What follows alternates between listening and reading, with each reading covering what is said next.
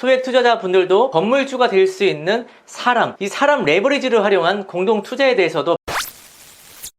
안녕하세요, 빌딩입니다. 며칠 전 경매와 갭투자로 많은 돈을 버셨고 지금은 수십만 구독자를 가지신 유명한 부동산 유튜버님하고 같이 식사를 하면서 대화할 수 있는 우연한 기회가 생겼는데요. 이분이 전에는 주택에 관한 콘텐츠를 많이 만드셨는데 요즘에는 주택 콘텐츠는 조회수가 나오질 않아서 개인적인 일상을 담는 브이로그와 다른 여러 사람과 콜라보 콘텐츠도 하면서 운영을 하고 있다고 하더라고요. 그만큼 요즘 주택 투자에 대한 관심이 예전 같지 않다는 이야기가 되겠죠. 이제는 정부의 정책으로 인해서 이 주택자 이상은 투자가 많이 어려워졌어요. 하지만 아직까지 투기가 아닌 실거주를 위한 주택 매입에 대해서는 주택 양도소득세가 없고 정부에서 무주택자들을 위한 혜택을 주기 때문에 1주택자들은 아직까지 주택 투자의 기회가 많이 있습니다. 반대로 다주택자들의 경우는 가지고 있던 아파트와 입주권을 하나씩 처분하고 빌딩 투자로 전환하고 있는 추세이죠. 이 유튜버분도 가지고 계신 주택들을 처분하시고 빌딩 투자를 하고 싶다고 말씀을 하시더라고요. 이분만이 아니라 이름만 대면 알만한 많은 유명 유튜버님들이 현재 건물 투자를 하고 있고 일부는 투자자들을 모아서 공동 투자로 건물 투자로도 하고 있습니다. 주택 투자 전문가이신 이런 분들께서 주택 투자를 안 하고 빌딩을 투자를 하실까요? 앞에서 말씀드린 바대로 주택은 두 채 이상 투자가 어려워졌다는 거죠. 지금 아파트, 분양권 등에서 빌딩 투자로 트렌드가 바뀌어가고 있어요. 왜 이렇게 트렌드가 바뀐 걸까요? 우리나라는 다주택자들을 투기꾼으로 보고 이렇게 돈을 버는 것에 대해 굉장히 부정적인 시각을 가지고 있어요. 그래서 나라에서 이런 다주택자들에게 엄청난 과세를 때리는 거죠. 그렇다고 인플레이션이 이렇게 심해지는 상황에서 나의 돈을 은행에다만 넣어둘 사람들이 있을까요?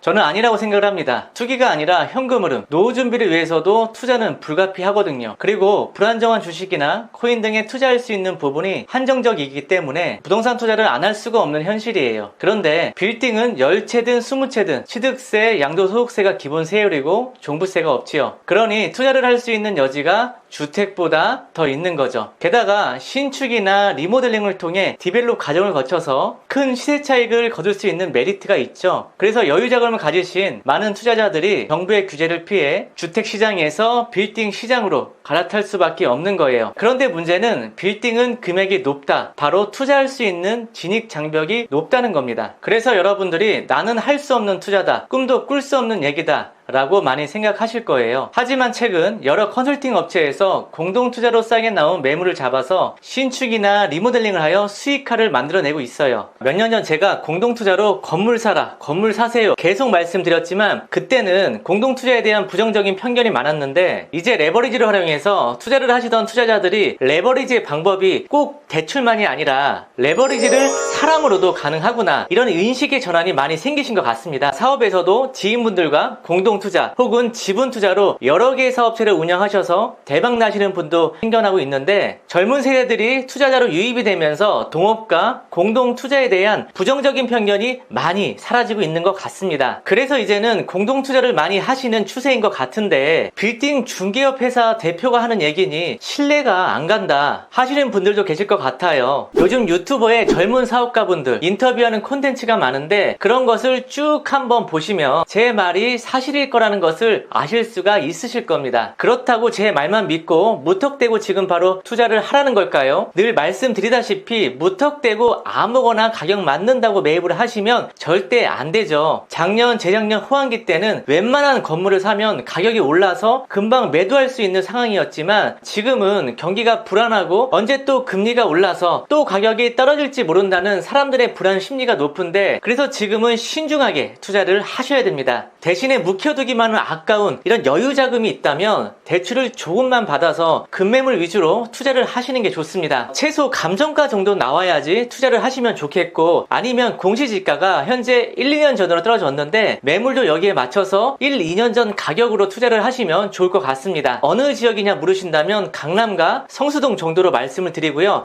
사실 뭐 강남이 떨어지면 서울 가격이 다 떨어지는 거 아니겠습니까? 대장이 살아야 부하들이 사는 거고 대장이 아파서 전쟁을 못하면 다 죽을 수밖에 없는 거죠. 주식에도 안전하게 투자하고 싶다? 그럼 대장주를 선택하잖아요. 여러분들도 다 아실 내용이지만 부동산의 대장은 강남이지요. 오늘은 주택시장에서 빌딩 투자로 전환되는 이유와 소액 투자자분들도 건물주가 될 수 있는 이 사람 레버리지를 활용한 공동 투자에 대해서도 말씀드렸습니다. 도움이 되셨다면 좋아요, 구독 부탁드리고요. 자, 여러분 모두 건물주가 되는 그날까지 안녕.